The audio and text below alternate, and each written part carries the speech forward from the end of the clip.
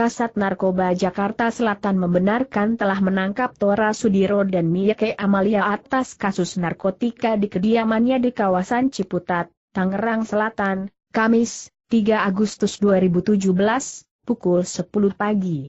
Penangkapannya di rumahnya di kawasan Ciputat, kata Kombes Pol Iwan Kurniawan, Kapolres Jakarta Selatan, Kamis, 3 Agustus 2017. Rupanya, penangkapan sepasang selebriti ini atas pengembangan kasus narkoba selebriti sebelumnya. Pihak kepolisian mendapatkan info jika Tora dan Mieke memakai barang haram tersebut, hingga akhirnya mereka melakukan penggeledahan.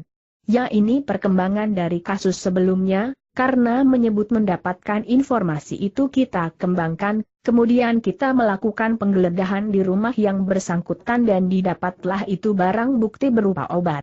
Dan kini obatnya masih dilakukan pemeriksaan dan menunggu hasil tes urin mereka, tutupnya.